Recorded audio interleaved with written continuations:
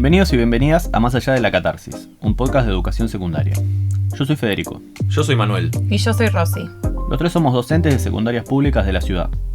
Hacemos este podcast porque creemos que somos los docentes los que tenemos que empezar a hablar sobre lo que pasa en las escuelas. Y no es que no hablemos, porque cada vez que nos juntamos, aunque sea un ratito en la sala de profes, entre clase y clase, hablamos. Hablamos un montón, pero hacemos catarsis, que a veces es necesaria, a veces es liberadora, pero no alcanza. Nos deja en el mismo lugar en el que estábamos. Ir más allá de la catarsis tiene que ver con poder superar ese momento en el que escupimos lo que nos pasa, para salir de una vez por todas de las quejas y tomar la iniciativa. Parar la pelota, pensar y escucharnos. Elaborar algunas ideas a partir de nuestra práctica, para sacar conclusiones colectivas que nos permitan pasar a la acción.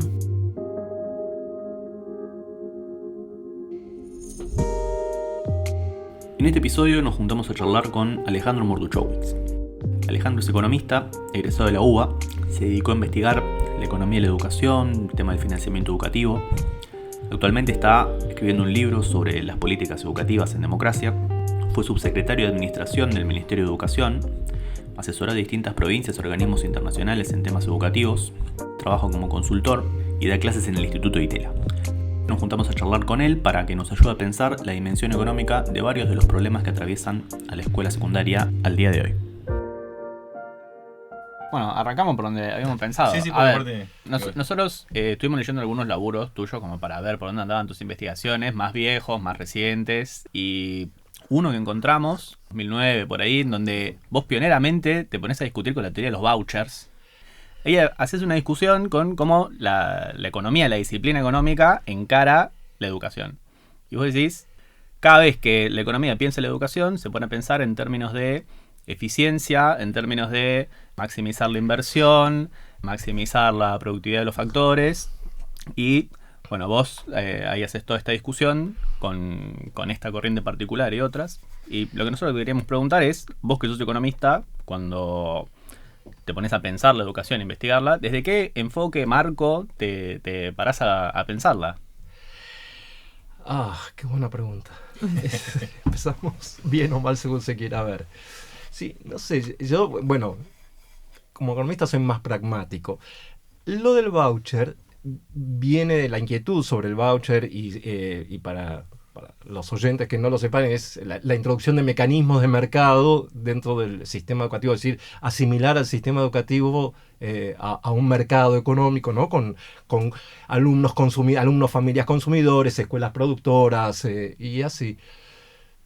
Y una de mis inquietudes era que los grandes debates de política educativa provienen de la economía, para mal o para bien, digo. En educación, por ejemplo, hablar de la eficiencia, que es a lo que apunta todo esto del voucher y el libre mercado, mira más la eficiencia, es decir, esto de maximizar, cuánto más se puede obtener. Y es eso en general lo que el discurso más dominante en economía va a mirar. Desde un campo más progresista, de izquierda, o como se lo quiera llamar, o lo que fuere hoy eso, siempre se veía la eficiencia como una mala palabra. Y en realidad, mi planteo es, porque somos pobres y porque sos de izquierda, vos deberías ser eficiente. Vos sos eficiente o ineficiente. Entonces, ponerte del lado de no se habla de eficiencia entonces me quedo del lado de la ineficiencia. Y eso, ahí hay un problemita en el discurso y en la postura, ¿sí? Porque tenemos que mejorar la inversión y cómo se asignan los recursos. Mi discusión con los eficientistas es que para ellos la eficiencia es el objetivo, cuando en realidad la eficiencia debería ser el medio para las cuestiones de justicia distributiva, la justicia educativa en nuestro caso, etc. Entonces debería ser el medio, no el fin. Y desde esa perspectiva es que discuto. No porque sea economista estoy a favor de la eficiencia, sino porque creo que los recursos son escasos, es que debemos ser eficientes. Y tampoco me van a poner, o no nos deberíamos poner del lado de los ineficientistas. Claro.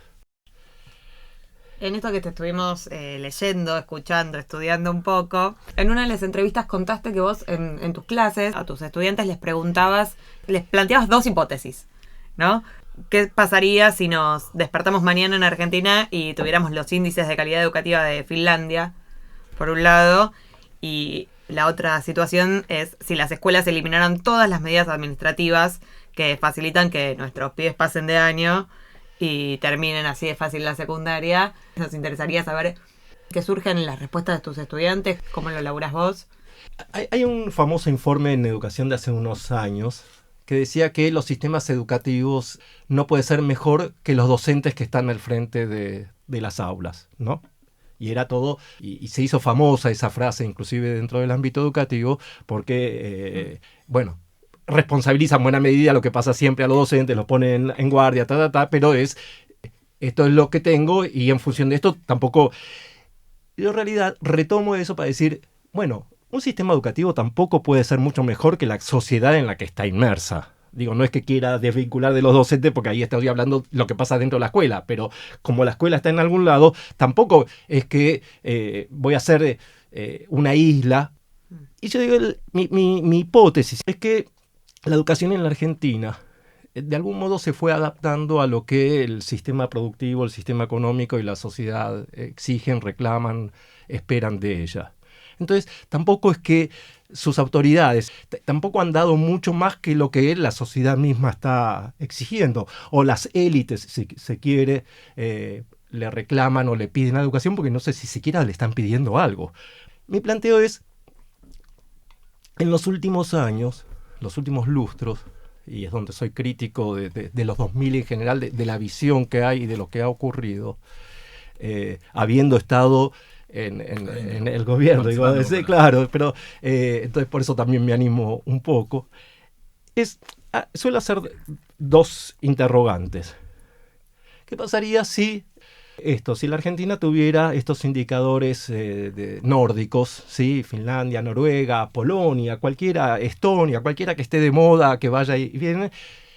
Y mi planteo respecto de eso es, si nosotros, en esta cosa irreal, mañana nos levantásemos y fuéramos el país que cada uno sueña, ¿qué sucedería con todos nuestros egresados de la escuela secundaria? Ya ni siquiera estoy hablando de la universidad o de posgrados o de terciarios y así.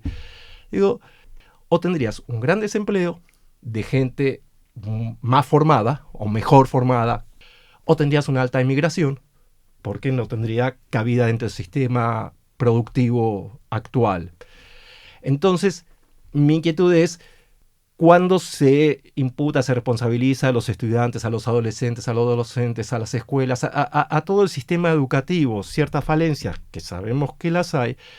Si de golpe, si tu política educativa apuntara a otra cosa, tendrías un gran problema cuando esos chicos egresan. Entonces, nadie le exige nada a la escuela porque si le exigieras un poco más, eso no tendría ninguna cabida. O estarías subsidiando al exterior formando capital humano, para decirlo a propósito, una expresión que no es bienvenida en la educación.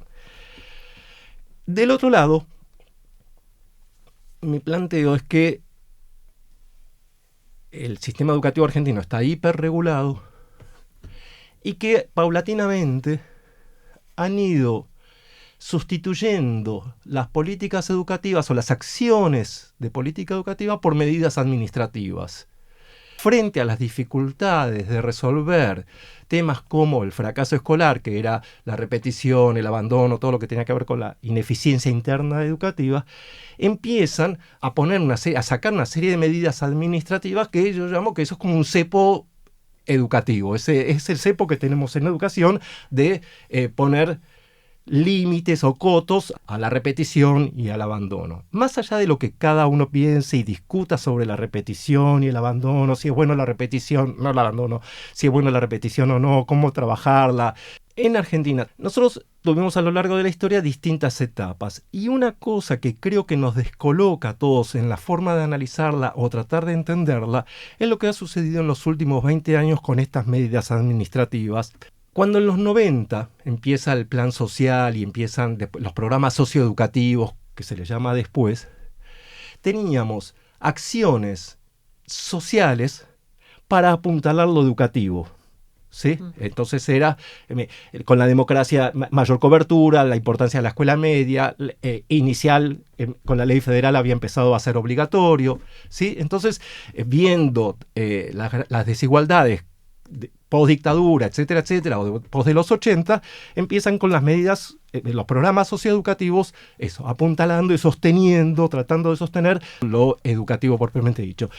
En los 2000, paulatinamente, y con esto de las medidas administrativas, o lo que yo llamo esta hiperregulación, no la llamo yo así, pero hay otros, con esto de las medidas administrativas, se ha ido girando la situación dentro del ámbito educativo, donde lo educativo pasa a ser sostén de lo social.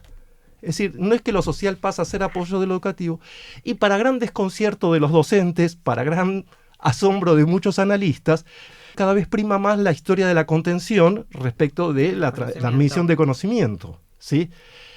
Y es porque la escuela se ha convertido en un espacio de contención por sobre el de la transmisión. Entonces, mi planteo es, ¿qué pasaría si alguien viene y levanta el cepo educativo para terminar de redondearla? Entonces, que alguien porque hay que animarse ahora en la mayor parte de las provincias a decir todo el poder a los docentes y ustedes vuelven a ser quienes deciden sobre esto. Estoy cansado de escucharlos quejarse, o los vengo escuchando quejarse. Ustedes son quienes saben lo que sucede. Nadie puede saber. Sí creo que a falta de estadística, porque no sabemos qué es lo que está sucediendo, probablemente se volvería a las cifras que había antes de que todo esto empezara. De abandono y de abandono y de repetición. Es decir, la repetición como antesala del abandono, ¿sí? Y eso, las cifras eran altísimas. Cuando uno mira las estadísticas de la época dorada de la educación argentina, o los últimos años de la época dorada de la educación argentina, la década del 60, uno ve que si sumás las tasas de repetición y de abandono eran el 30%. Es más, a mí en un ejercicio de paralelismo, yo veo que ese 30% de chicos que repiten y abandonan forma parte es muy similar a ese 30 y pico por ciento que en las pruebas de aprendizaje no entienden lo que leen. Entonces, como que ahí hay algo que habría que investigar. A quienes antes se expulsaba de la escuela, y esa escuela que diferenciaba y era la que finalmente... Bueno, hoy están adentro, no repiten, pero les va mal en los resultados en las pruebas de aprendizaje, ¿sí? Entonces, para terminar de redondear las dos preguntas, la educación argentina está sosteniendo a la política social, nadie le está pidiendo otra cosa. Si la Argentina educativa despegase, sería un problema. Y si de golpe le dijeras, hagan lo que ustedes creen que tienen que hacer, sería otro tipo de problema. Y ahí es donde las grandes preguntas son, ¿qué esperamos de la escuela hoy? Esa es una de las preguntas igual. Esa es una de las grandes preguntas. Sí, o sea, a ver, da para charlar todo el capítulo sobre esto, porque la verdad, por lo menos a mí en lo personal, creo que a los tres, nos resultó muy interesante el planteo este que haces, porque dialoga mucho con algunas cosas que nosotros venimos pensando y nos obliga a darle una vueltita más, digamos, a pensarlo un poquito más allá. Vos haces este planteo que es muy interesante. O sea, ¿qué pasa si mañana reducimos las instancias de aprobación? Al que no entiende y no se saca 7, no aprueba y repite. Y el que tiene más de 20 falta por año, como era antes, se queda fuera y repite. ¿Qué pasa si se hace eso, digamos, no? Es muy interesante porque, bueno, en esta idea de que volvería la repitencia y el abandono, aparte vos decías en otra entrevista que en el contexto que tenemos hoy, eso implica que muchos pibes queden a la deriva, incluso con lo que está creciendo el narcotráfico en nuestro país, quedan en las manos de situaciones muy complicadas. Entonces la escuela tiene ese rol también de contención, de que los pibes no estén en la calle y demás. Ahora, mirándolos desde la escuela, nosotros lo que vemos es que de alguna manera no es tan así. No es tan así que eliminando las medidas administrativas crecería tanto la repitencia y el abandono. O sea, el planteo es interesantísimo y tiene todo el sentido lo que decís. Pero para darle una vueltita más desde la mirada más de lo que vemos en la escuela secundaria, de alguna manera lo que vemos es que en un capítulo anterior decíamos como que se está legislando para la excepción, ¿no? Entonces está pensando política para todos por casos de 2, 3 pibes de 30 que uno tiene más o menos en el aula, ¿no? Lo que vemos es que vos, de los 30 pibes que tenés en el aula, a 27 los podés exigir. A algunos le puede ir un poco peor, a otros un poco mejor, pero pueden ir haciendo el recorrido, llevársela a marzo y aprobar en marzo en todo caso. Necesitar un poco más de acompañamiento para aprobar, lo que sea, pero se los puede exigir. Quizás hay 3 que no. Y lo mismo con el presente. Hoy en día ya no se le da bola al presente. Pueden faltar 80 veces los pibes y no pasa nada. Si vinieron los últimos 3 semanas de clases, se intenta que aprueben y demás. Esa es la realidad.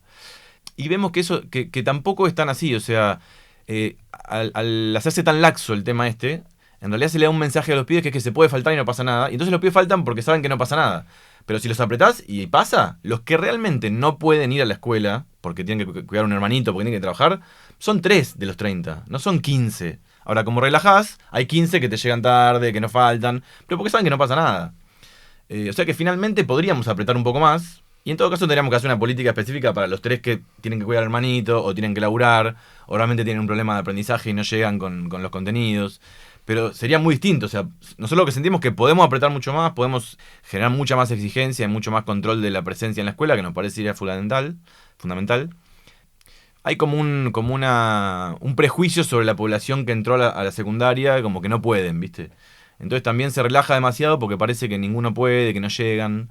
Y nosotros creemos que en general sí pueden, que son pocos los que no pueden. Y que en tal caso creemos que sí, habría que apretar un poco, que habría que sacar, digamos, estas medidas administrativas. Y en todo caso, sí pensar alguna política más específica, con más agentes, más personal en la escuela, dedicado a acompañar algunos casos puntualmente y demás. Pero bueno, creemos que sí se podría hacer esto, digamos, ¿no? Se legisla para la excepción, y acá voy a decir algo que después no voy a dormir, pero... Dale, mándale. Porque es que desde la propia ley de educación nacional era una ley para las minorías, lo cual está muy bien porque estás hablando de los derechos, y desde la perspectiva de los derechos, entonces hasta el último importa. ¿Sí? Del otro lado es que sin darte cuenta, los bien pensantes, sin darse cuenta, cuando empiezan con esta historia de la mirada de hasta el último y se está actuando y trabajando por ese caso individual, estás en el límite de ese voucher que es ese libre mercado, que es el que vos te estás oponiendo, porque ese libre mercado es el que te permite que ese mercado educativo, que se generen las escuelas para cada una de esas individualidades, y que esos padres que creen, todos creemos que nuestros hijos son únicos, son maravillosos, son esto, lo otro, pero hay más similitudes que diferencias respecto de eso, y la política pública se encarga, o debería encargarse, de las regularidades. Vuelvo a lo mío, pero cuando un ministro de Economía devalúa o se devalúa, no estás pensando en el último ancianito, la última personita, sino en el sistema en general. En educación, uno debería decir, esta es la legislación, urbi et orbi, y vamos y miramos qué sucede. Pero en paralelo, como está todo tan relacionado, una de mis hipótesis también es que en el sistema educativo, en la burocracia educativa, para no hablar del sistema educativo, hay una gran desconfianza a los docentes. Pero acá no es que quiera ser demagógico respecto de los docentes. Ustedes saben más, como en todas las profesiones hay buenos, malos, mediocres. Mi percepción, o mi intuición, o mi hipótesis, es que el propio sistema, que es quien acredita la formación de los docentes, quien genera cursos de capacitación, una serie de cosas, desconfía de esa fuerza de trabajo que tiene y no la deja decidir respecto de qué hacer. Y frente a esa desconfianza surgen todas estas hiperregulaciones, porque, bueno, como yo no sé si Manuel va a aprobar, no va a aprobar, y tampoco puedo darme el gusto que me salte la tasa de repetición al 30%, porque van a decir que durante mi periodo fue cuando saltó todo. Entonces yo le pongo estos límites y empiezo a generar una bola de nieve que va más allá de las cuestiones ideológicas, porque esto es transversal a las gestiones en las provincias y a temporal. Entonces ni siquiera es que uno puede decir esto es el PRO, esto es el peronismo, esto es esto, porque uno lo encuentra en todos lados y cada uno tiene para decirle, no mire la paja en el ojo ajeno, mira la viga en el propio, ¿no? Pero creo que ahí hay una cosa que sí que no se animan porque es ese temor y probablemente salte. Y pueden ser 3 de 30 y puede ser 5 de 30, pero lo que tenés que ver es qué haces con esos 5, no cómo me estoy perdiendo a los otros 25. Exactamente. Yo te digo una pregunta más en esta misma línea.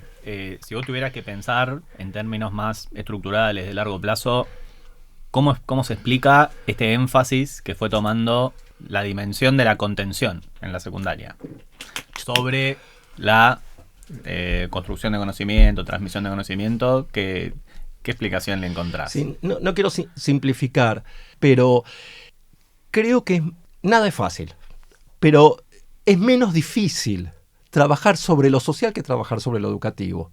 Cuando vos estudiás sobre políticas públicas, siempre te dicen los problemas complejos, hay toda una discusión sobre problemas simples, problemas complejos, bueno, y que la pobreza es el máximo exponente de los problemas complejos, de aquellos que son intrincados, que están relacionados, que intentás solucionar un problema y se te dispara un problema, otro problema por otro lado. Mi hipótesis, no por un falso chauvinismo, es que educación es mucho más difícil que la pobreza. La pobreza, pongo la asignación universal por hijo y logro tener ciertas medidas. No es que baja la pobreza, pero es lineal, es concreto, es visible. Y mi planteo es, en educación, en esta tensión entre la cobertura y la calidad, o aprendizaje, si querés, para limitar lo que existe desde hace tantos años, tengo más cobertura, tengo que pagar el costo de, como si fuera que cuando lo que tenés que hacer es trabajar en las dos cosas a la vez. Logro esa cobertura y tengo que trabajar lo otro. Respecto de qué hacer, para empezar, no haría toda una serie de cosas que se estuvieron haciendo, que son medidas dispersas, ¿sí? El plan Fines, bueno, eso tengo toda una discusión sobre eso del plan Fines, muy crítica, ¿no? Pero, ¿qué hacen las autoridades educativas? Es más sencillo el plan social, o a los programas socioeducativos, las becas, la alimentación escolar, eso es algo concreto, eso es algo que se ve, eso es algo que se puede hacer, lo decido, si tengo los recursos, voy para adelante. Y le resuelvo, o creo resolver, o creo atender, para no ser tan optimistas, atender ciertos problemas sociales de otra cartera, que no es la mía. Pero como a mí me estalla el problema todos los días, porque a los chicos pobres los tengo yo dentro de la escuela y eso lo tengo que resolver, y se confunde la política educativa con la política social, en la idea de que si transcurre en la escuela eso es política educativa, cuando en realidad es solo por una cuestión operativa. Cuando vos tenés una campaña de vacunación, no se te ocurriría decir que eso es política educativa. Está claro que tiene que ver con salud, pero si lo impulsa, si lo desarrolla, si lo lleva adelante o lo que fuere la escuela, porque operativamente es mucho más sencillo trabajarlo desde la política pública, de la gestión, desde la administración.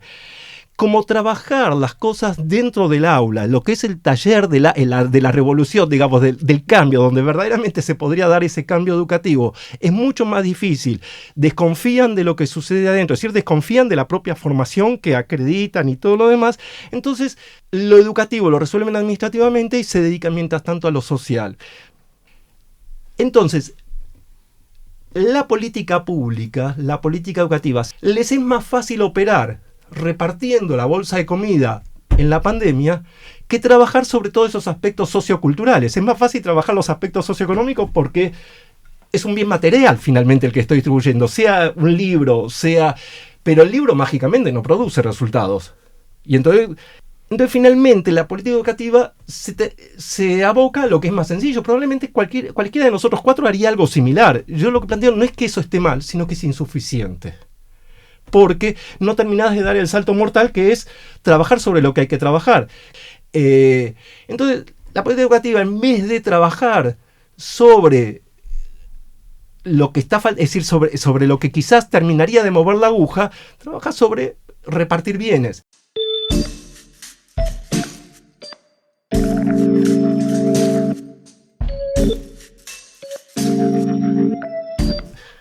Para poder sostener la mayor cobertura.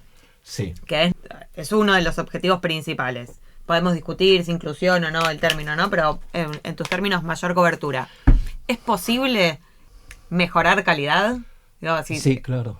¿De sí. qué manera? Sí. Respecto a la inclusión, para que no quede fuéramos, suelto. O sea, si no tendríamos esperanza, ¿no? Digo, estamos acá pensando en esto, como, ¿de qué manera podríamos mejorar la calidad sosteniendo la cobertura? Sí, solo una aclaración respecto a la inclusión. No estoy en contra de la inclusión. Habrá otra discusión. La inclusión, yo la equiparo, sostengo, ya no es una hipótesis, ahí sí me animo a decirlo, que es un metaobjetivo. ¿Qué quiere decir esto del metaobjetivo? Es como hablar de inclusión, es como hablar de igualdad, fraternidad y libertad. Libertad, igualdad y fraternidad. Son metaobjetivos. Vos no vas a ver ningún gobernante hablando, estoy trabajando para la igualdad, la libertad y la fraternidad. Son principios constitutivos desde la Revolución Francesa, ¿sí? La inclusión, no soy filósofo claramente, pero yo lo planteo como que también es un metaobjetivo. Es tan, justamente, es tan lábil, tan... Subjetivo. Sí, puede entrar cualquier cosa dentro de eso, que... Y es una de las falencias mayores que le encuentro a esto de a la discusión sobre los derechos, o haber montado todo en los derechos, porque nos pusimos contentos como sociedad, ¿no? Pienso en general o en el ámbito educativo, estamos llenos de derechos que no se cumple ninguno porque nadie sabe cómo operativizarlos. Entonces es fácilmente discutir y decir, bueno, si vos terminás reduciendo el derecho, la inclusión a la cobertura, te está faltando toda una parte, que es cuando te pueden atacar desde la derecha o desde la propia izquierda, desde donde lo quieras decir, es, bueno, esa inclusión sin calidad, sea lo que entienda por calidad, no es inclusión. Entonces hay un problema ahí con la inclusión, con el concepto de inclusión, que es donde te está faltando. Entonces no estoy por supuesto en contra de la idea de la inclusión, sino que terminamos equiparando cobertura e inclusión y estamos en estos problemas. Entonces después viene un gobierno que te dice, te dejo de repartir dinero porque nada de lo que estuve dando sirvió para todo eso, porque no trabajaste sobre donde había que trabajar, ¿sí? Y le dejaste, y ahí vamos a tu cuestión, ¿qué hacer en pos de la mejora de esos aprendizajes? La más fácil y la más concreta tiene que ver con las condiciones materiales de aprendizaje, ¿no? Para empezar, yo fui funcionario en el Ministerio de Educación en Nación, en la Ciudad de Buenos Aires, y siempre decía que el ideal mío sería tener suficientes recursos, era en la parte de la administración central, de modo tal que nadie de quienes trabajan conmigo, que nadie me pueda decir, no pude hacer tal cosa porque me faltaron estos materiales. Entonces, lo primero que debería hacer es correr ese argumento. La otra tiene que ver con el tema de formación docente. Pero yo no me meto con la formación docente, no es mi tema. El otro día salió un reportaje de alguien de Finlandia. No sé si ustedes saben, siempre se habla de Finlandia, ya no tanto porque han hecho también algunas cositas mal, pero el ingreso a la docencia en Finlandia no entra cualquiera a la docencia, hay fuertes restricciones. En Argentina estamos teniendo un serio problema con la falta de docentes en algunas jurisdicciones o en algunas provincias. Entonces, hay otro desafío que están teniendo las autoridades. Si se ponen en exigente, vamos a sumar cualquiera de ustedes tres en ministro, ¿no? Es decir, así como te animabas antes a decir, bueno, si a mí me dejas, solo serían 3, yo te pongo a vos con la formación, hoy enfrentarías el problema de te faltan docentes en determinadas materias, pero tenés la presión de la sociedad o de las familias que ese aula no puede quedar vacía. Entonces, ¿qué ha ido sucediendo gradualmente? Se ha ido flexibilizando, por decirlo de alguna manera, quiénes son aquellos que pueden dar o aquellas que pueden dar determinadas materias. Entonces, permiten estudiantes de los profesorados. Entonces, a eso voy. ¿Qué es lo que está sucediendo? Si vos te pones en restrictivo, tenés que generar condiciones para atraer a jóvenes a la docencia con recursos que no tenés. Entonces ahí tenés un problema de quiénes son, no hablo de todos y no es esa cosa de culpabilizar al docente, sino qué está sucediendo en la propia formación por las cosas que yo leo y los reclamos, usted dice más allá de la catarsis, pero los propios reclamos de los docentes, en los profesorados que flexibilizan o hacen más laxo, no es solo en la primaria o en la secundaria, en los profesorados también está sucediendo. Por lo que, entonces, si vos estás haciendo eso es porque estás teniendo un problema de escasez de docentes. Y entonces ahí hay un círculo no virtuoso, hay un círculo vicioso del deterioro. Sí, no quiero decir que está todo para mal, pero por eso no me alcanzaría con solo lo socioeconómico, no me alcanzaría solo con lo de la formación docente, y por eso para mí todos estos elementos son para decir, bueno, si vos estás haciendo esto, ojo que por este lado lo estás desatendiendo, entonces esto no te lo va a solucionar. Y yo pienso en quiénes son nuestros gobernantes o quiénes son nuestros ministros y ministras, y no sé en qué medida son conscientes de la complejidad de todo lo que está sucediendo. Y como no pueden abarcar con esa complejidad, sacan las medidas administrativas. Flexibilizar o hacer más laxa la formación docente es una respuesta administrativa, no es una respuesta pedagógica, no es una respuesta de política pública. Vamos a suponer que hiciera lo de Finlandia. Entonces me pongo restrictivo de quiénes son los estudiantes de la escuela secundaria o tomo un examen de ingreso para en los profesorados. Probablemente entre bastantes menos que los que están entrando. Entonces, no es que esté planteando eso como respuesta, no como para pensar, estamos acá charlando, pimponeando ideas. ¿cuáles son los incentivos para que esos chicos, para ese grupo que logra entrar, digo, te entró lo mejor, digamos, o seleccionaste a quienes quedaron después de ese examen? Para empezar, no voy a poder cubrir, ya no las pocas, hoy hay un grupito de asignaturas, seguramente van a haber muchas más asignaturas que no se pueden cubrir. Entonces, acá pienso como economista, pero la medida más inmediata es pensar en el salario como un instrumento de política en el que me permite atraer como señal. Ustedes decían que estuvieron leyendo o mirando. Últimamente digo, cualquier joven que entró a la docencia o que entró decidió estudiar para ser docente, para ser profesor, profesora, en el 2014 hoy tiene derecho a sentirse engañado, porque su salario cayó un 40 o 50%, es decir, respecto, no es que decidieron por el salario, pero habían ciertas condiciones que decían, bueno, esto está bien. ¿Qué sucede hoy? Si yo me pongo restrictivo, la autoridad, se pone restrictiva en la formación docente, no va a tener docentes. Y las familias, más que percibir el deterioro de los aprendizajes de sus hijos, sí lo que pueden percibir es que sus hijos no tienen docentes. ¿Sí? Entonces, las autoridades educativas están más forzadas a que se cubra el curso con alguien de menor nivel. Porque del otro lado tendrías a esa familia que quizás no tienen los medios, no estoy subestimando, no tienen los medios para percibir que ese docente, esa docente, no es lo mejor que le podría pasar, pero si no lo tienen, sí lo perciben. ¿Sí? Entonces ahí venía la otra cuestión, que es qué está sucediendo con esto con la formación docente y cómo se soluciona, quién se anima a no tener cierta oferta de docentes o de estudiantes, o a empezar en este contexto de falta de recursos a generar una carrera atractiva para que vengan más docentes a trabajar al sistema educativo. Y después empezar a trabajar mucho con las familias, que es lo más difícil. ¿Y quién lo hace? Porque con este sueldo ustedes me podrán decir, está todo muy bien, pero yo ya... Más no podemos. Mi militancia ya está, Sí. ya está cubierta. Pero ahí hay todo un trabajo para hacer. Por lo visto, para que las cosas mejoren desde la política educativa, hay que tomar decisiones que no son, claro, que no reditúan políticamente, Sí. y que en el corto plazo tampoco son, tampoco ofrecen resultados en el corto plazo, digamos. Sí, pero no todo tiene por qué ser antipático. Bueno, en este optimismo de que hablábamos, digo, uno trabaja en el sistema educativo y debería, primero, no como algo demagógico, confía en buena parte de los docentes. En otras partes de los docentes, como lo mismo que en cualquier profesión, qué sé yo, se verá qué sucede, ¿sí? Pero uno necesitaría una presencia estatal de otro tipo a la que tuvimos. Siempre está el rollo en Argentina con las políticas y todo lo demás, que no tenemos consensos, ¿sí? Que no hay consensos en educación. Y mi punto es, yo creo que tenemos tantos consensos que nadie hace nada antipático. Es a la inversa. Tenemos demasiados consensos. Porque nadie le pone el cascabel al gato, nadie quiere ir un poquito más allá.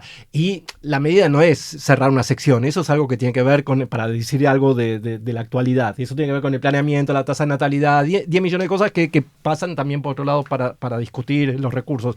Sino ciertas medidas más estructurales que se podrían consensuar, que no creo que generarían, si vienen acompañadas de los recursos, es decir, los recursos por sí solos no solucionan, las medidas por sí solas sin los recursos tampoco solucionan. Entonces mi reflexión sobre el pasado reciente en Argentina es que nosotros tuvimos, no una década, 2 décadas desaprovechadas, si se quiere. ¿Sí? No es tanto lo ganado, sino lo desaprovechado. Tuviste una gran oportunidad, tuviste holgura de recursos, nunca hay muchos recursos para educación, pero tuviste más recursos y no planteaste ciertas discusiones que se podrían haber planteado. Esto no pasa solo por el cambio del estatuto, sino por pensar algunas cosas, es decir, bueno, lo que no podemos pensar hoy en un contexto de ajuste, porque es ajuste, es la discusión cuando tenemos cierta holgura, tenemos ciertos recursos, buenos salarios o mejores salarios que los que podríamos tener, claramente mejores que los de hoy.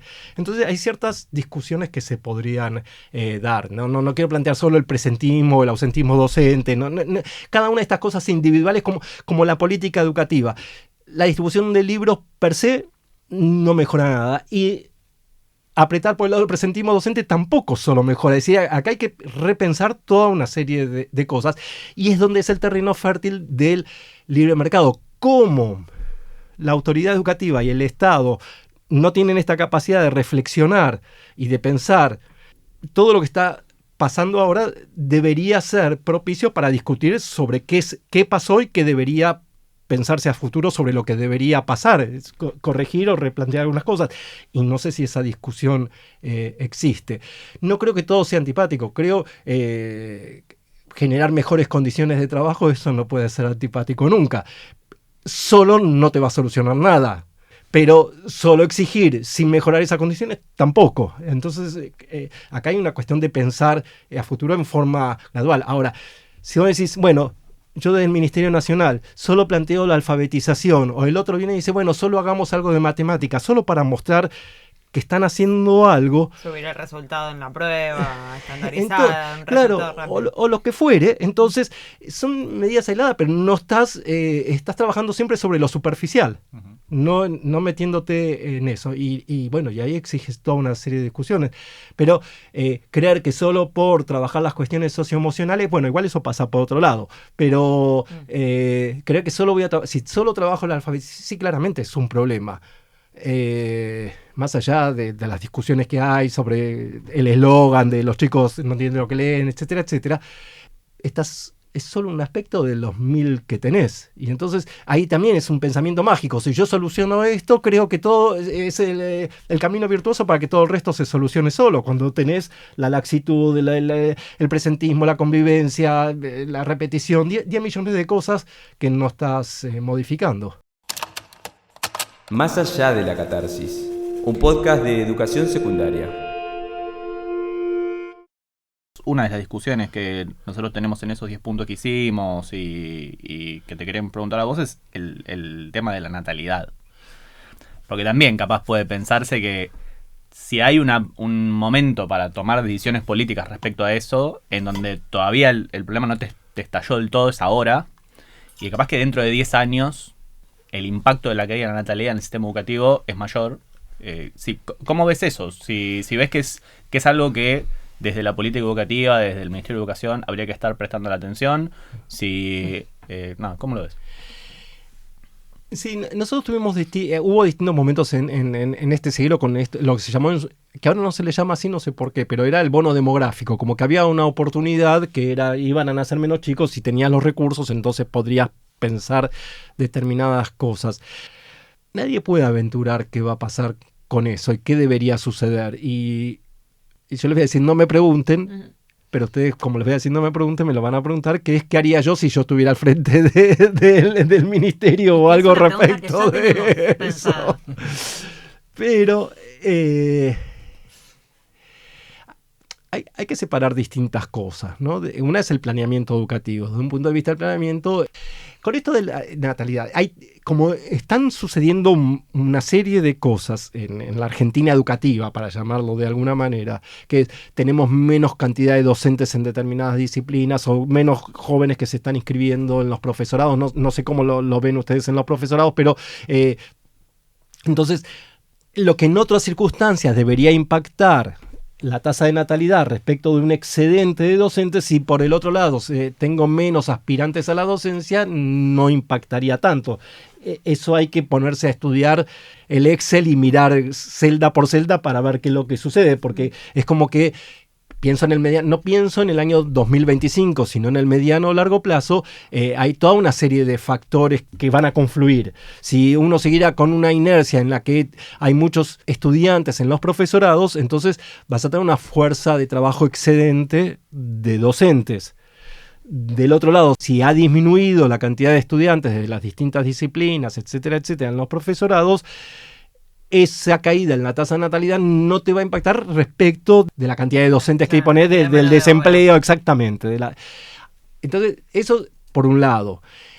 Donde probablemente por los sectores socioeconómicos y culturales eso tenga que impactar, y no por nada, bueno, ya salieron lo del cierre de las divisiones o las secciones en la Ciudad de Buenos Aires, pero hipótesis también fuerte que tengo es que en el sector privado eso tiene que impactar sí o sí, no por la cuestión económica, sino por la cuestión de la natalidad, digo, la disminución de la cantidad de alumnos que empieza por inicial y después va a seguir progresivamente en primaria y finalmente en secundaria.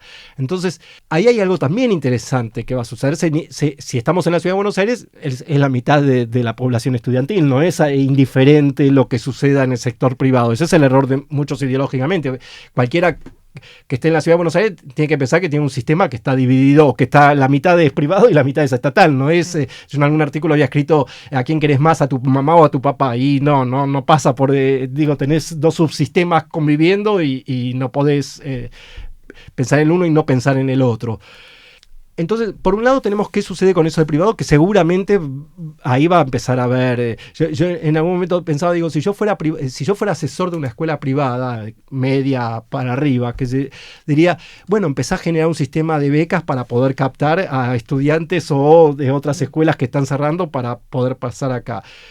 Del lado de las públicas, ahí hay toda una discusión que tenemos entre colegas o unas reflexiones.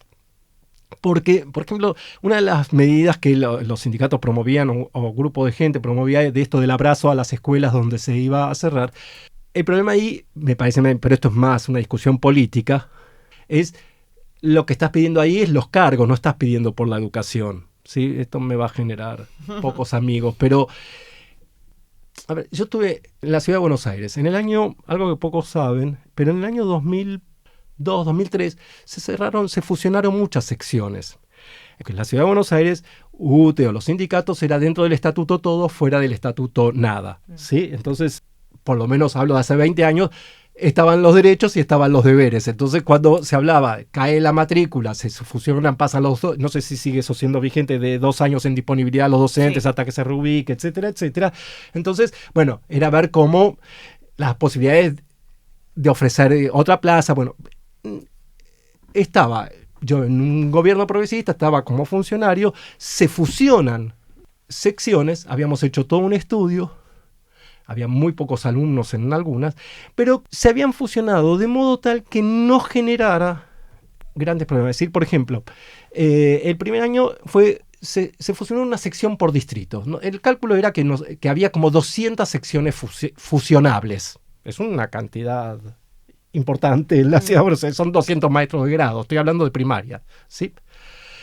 Pero en vez de avanzar con la 200, era ir gradualmente para ver cómo se podía ir reacomodando, y la discusión era, bueno, si esto se hace cada año, los docentes tienen la oportunidad de reubicarse, y en 10 años está normalizado, regularizado, sin tantos efectos negativos. ¿Por qué lo lograste reubicar?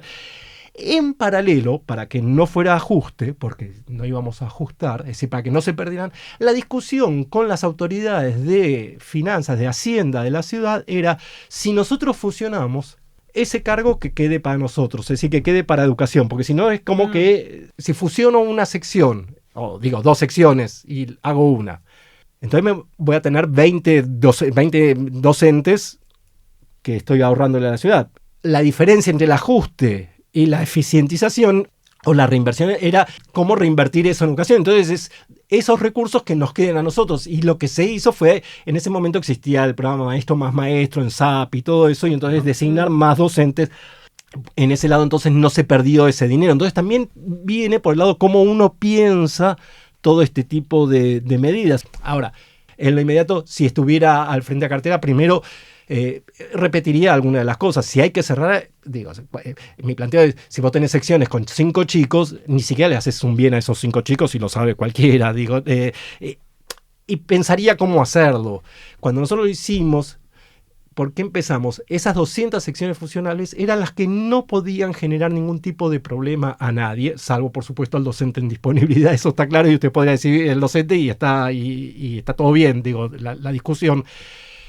Porque pensamos, eran solo las que se podían funcionar dentro del mismo turno y en la misma escuela. Es decir, ni siquiera podía que el padre tuviera que pasarlo a otro turno o mandarlo a otra escuela. Es decir, no había cómo sostener 2 aulas de 5 o 6 chicos. Digo, no. Pero la cuestión era retener, y está bien, en lo inmediato Alejandro se queda sin trabajo, pero Manuel logra tener un cargo en otro lado. Es decir, desde el punto de vista macro, es decir, el problema es individual, pero desde el punto de vista macro, la cantidad de docentes se me mantiene estable.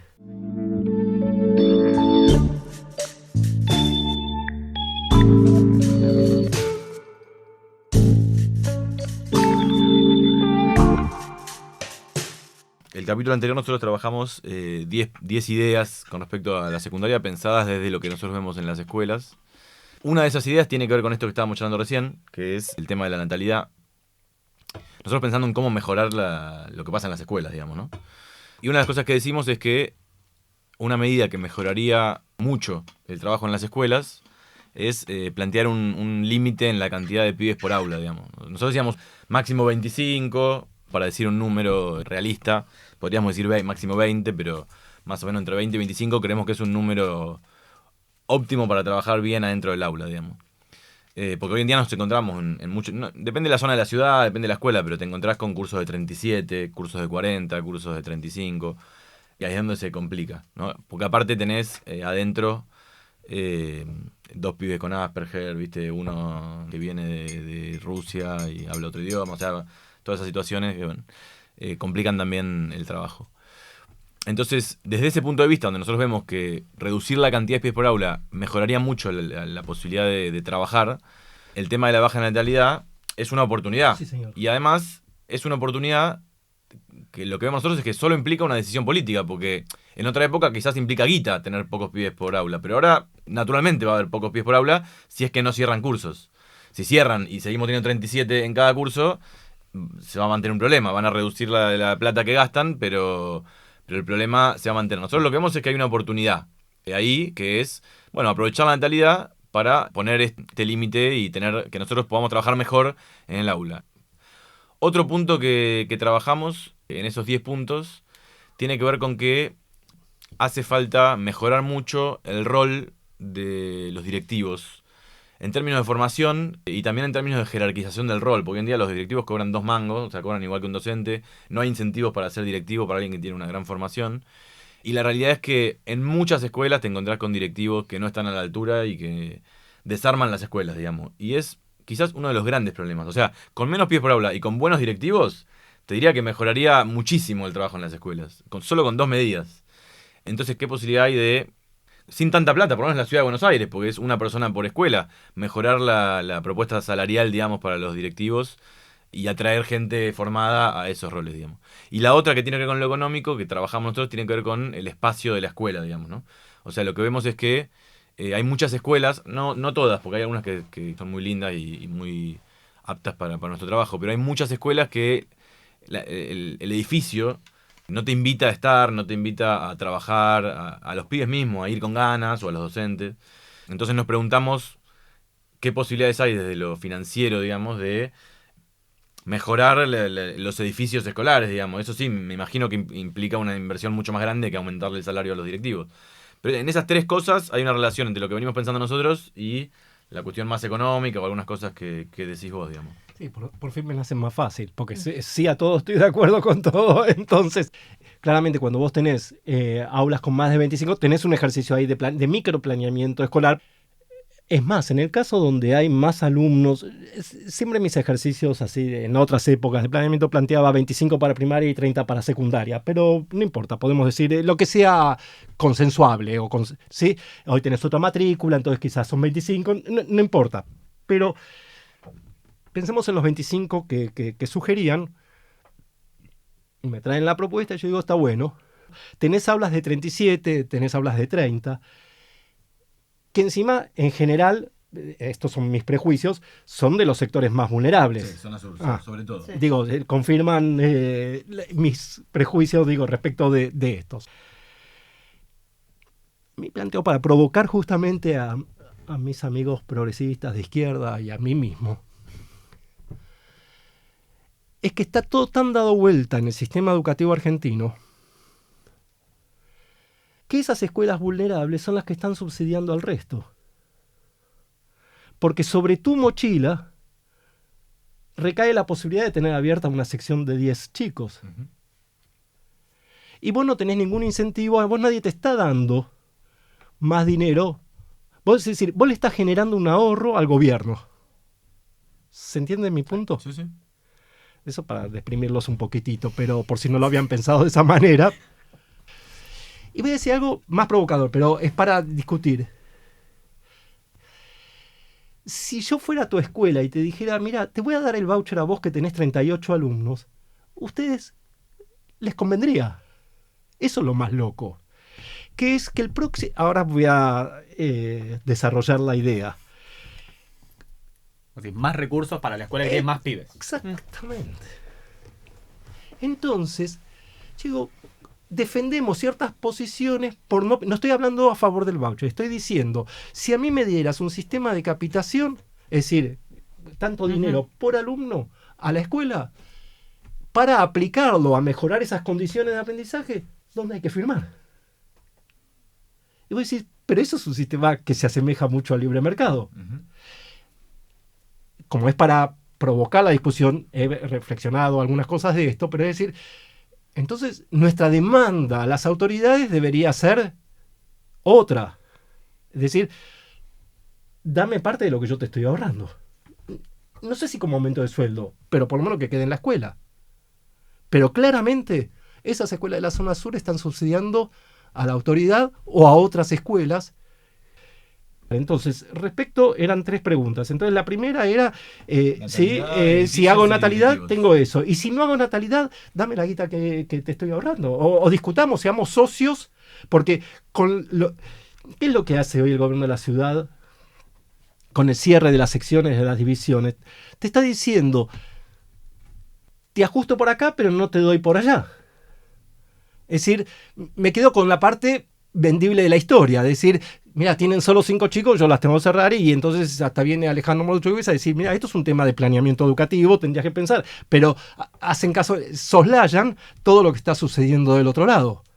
¿Sí? Ya no te hablo de los 2 chicos con Asperger o de una serie de condiciones de violencia familiar, de todo eso, supongamos que son Jacinta Pichimahuida, no importa, tenés 38 chicos. Y desde un punto de vista económico, el que ustedes o que todos los docentes de esas, es decir, como deberías subdividir todas esas divisiones, ustedes le están ahorrando la mitad del presupuesto de esa escuela. Esa escuela debería costarle al contribuyente de la ciudad el doble, porque debería tener 2 divisiones por cada una que tienen. Y después vienen y te dicen que los chicos no entienden lo que leen y toda esta historia, o que creen que por lo socioemocional van a solucionar todo ese bardo. ¿Las otras 2 preguntas? El edificio y los directivos también. Sí, en los edificios es lo más concreto. Eso desde que empecé en educación. Estamos hablando de Luxemburgo, es incomprensible. El presupuesto de la Ciudad de Buenos Aires. Sí, claro. Entonces no me entra que... y es tan concreto y con cualquier planeamiento, porque cuando no tenés recursos lo que haces es la gradualidad. Entonces, de acá a 5 años, pero es la misma gestión que está hace 20 años. Y entonces, mirá si en 20 años, sí, nadie te está diciendo, solucioname las 50 que están mal ahora. Hagamos un plan de a 5, decime que 5 no podés, en semejante presupuesto. Claro. Pero de todas las cosas, por eso en algún momento de la charla hablaba de las condiciones materiales de aprendizaje, que no tienen que ver solo con una cuestión de la dignidad. Cito a un autor que él decía, damos formas a las herramientas, y las herramientas nos dan forma a nosotros. Entonces no es lo mismo para esos estudiantes, ¿sí? No quiero caer en Sarmiento, pero está bien, es una charla educativa y uno siempre cae. Yo alguna vez me puse a estudiar lo de las escuelas Palacio. No era cualquier cosa, no eran porque sí las escuelas Palacio. Es decir, vos necesitas esos buenos edificios por 10 millones de motivos, por condiciones materiales de aprendizaje, por las percepciones, porque esos chicos vulnerables reconozcan que ese lugar no es cualquier lugar al que están yendo y que la autoridad lo cuida mucho. Es decir, nada, hay muchísimo que tiene que ver con esa infraestructura, que no es solo con tener una buena calefacción y que son solo porque son chicos pobres, sino porque estás mostrándole la importancia que le está dando a la educación. Esto a mí me interesa y por eso te hago la Escuela Palacio. Entonces, desde un punto de vista de la infraestructura, me encantaría ver y discutir con cualquier autoridad educativa de la Ciudad de Buenos Aires y con cualquier planeamiento que me diga que no hay dinero. Bueno, ¿sí? acá mismo estamos lanzando. Si se animan, vienen a discutir con Alejandro. No, sí, en vivo. Me llevo bien con más de uno, pero se asombrarían. Pero lo que quiero decir, ahí hay indolencia. Incluso en las redes sociales siempre hablo de indolencia, porque hay mucho de indolencia. No hay... El libro que escribí empiezo diciendo, no hay ningún ministro de educación que se levante pensando qué daño le puede hacer al sistema educativo que le toca conducir. Y los de los directivos claramente. Pensá, ¿cuántas escuelas tenés? Un director, una directora, un rector, una rectora. Es inconcebible. No. Si hago y la discusión es voy a usar el lenguaje económico, pero es el que corresponde justamente, que es un análisis de lo que se llama costo-efectividad. ¿Cuánto ganarías? Y por unos pocos pesos, digo, para cualquiera es mucho, pero a nivel macro, y estamos nuevamente hablando de Luxemburgo, ¿sí? En Argentina, ¿cómo no haces eso?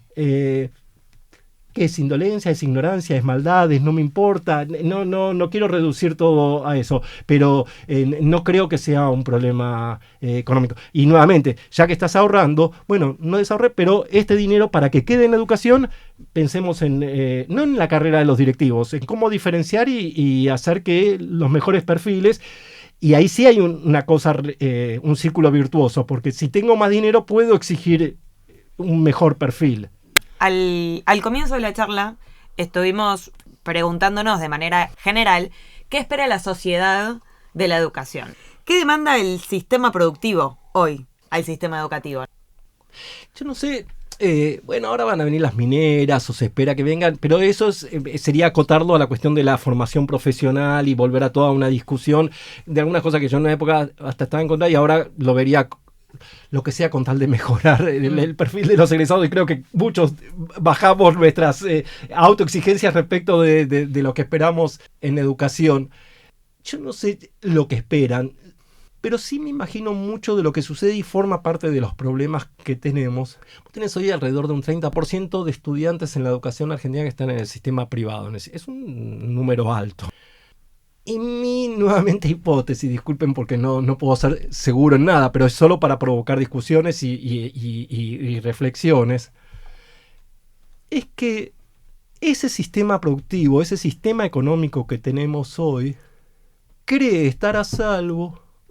Por ahora está todo tan reducido, no es más el de los 70, en el que podían repetir y abandonar un 30%, pero sin embargo el sistema educativo estaba en crecimiento, un sistema público bastante bien, otra matrícula, no era la cobertura universal, y entonces esos egresados tenían posibilidades de insertarse laboralmente, que tiene que ver con los objetivos de la educación, ¿no? Brindar los elementos para insertarse social y laboralmente. Yo creo que tanto las familias que mandan al sector privado como el sector privado, que no es que hay alguien maquiavélico pensando que tampoco, que puedo dañar, hoy va a pescar al lago educativo y encuentra lo que necesita, porque hay un sistema económico que está empequeñecido y no necesita más. Yo sostengo como algo contradictorio. En el gobierno nacional, cuando crea el Ministerio de Capital Humano, pero desinvierte en ese capital humano, es que ni siquiera cree que su política económica va a conducir al crecimiento, porque si fuera consistente dentro del capital humano, debería invertir pensando en que ese sistema, que en algún momento la dinámica económica va a necesitar. Del otro lado, los estudiantes, más allá de lo que piensan y cuán conscientes son de lo que sucede en el sistema económico, también saben que lo que les está brindando la escuela no les va a servir, pero no porque la escuela les brinda cosas que hay que cambiar el currículo, sino porque hay un sistema que no los va a demandar. ¿Qué haces? Era el dilema a otro nivel de 1880. Seguramente estaría formando en 1880 jóvenes que era un país agropecuario, no sé cuántos se iban a insertar, pero vos en algún lado tenés que comenzar. Ahora, si empezás a mejorar todo eso pensando en un sistema productivo o un sistema económico que hoy no existe, que no está demandando, entonces te va a generar una de las dos preguntas que habían hecho, o la que suelo hacer, que es, me mejora todo y nadie me demanda. Entonces, desde un punto de vista económico, ¿quién va a invertir en algo que no necesita? Porque en el lago al que va a pescar siempre encuentra a alguien. Digo, no está todo arruinado, no es que los chicos no entienden lo que leen. Eso lo saben ustedes mejor que yo. Hay chicos que no entienden lo que leen y hay chicos que sí entienden lo que leen. No quiero decir que el sistema educativo no tiene problemas, sabemos que los tiene, pero no basta solo con educación. Esto estoy mencionando un título de un libro famoso de economía de la educación de alguien, como que vos tenés todo un sistema alrededor que no acompaña. Y las escuelas y ese sistema educativo no pueden ser mejor que la sociedad en la que están insertos, y esa sociedad es el sistema productivo también. Listo. Bueno, mirá. Un crack, lo respondiste justo con el tiempo que quedaba. No, dije cosas que no debería haber dicho como siempre, pero no voy a dejar, voy a dormir igual. Terminamos. Gracias. Sí. Producen este podcast Manuel Díaz, Rosy Damín y Federico Manzone. Grabamos en los estudios de La Tribu.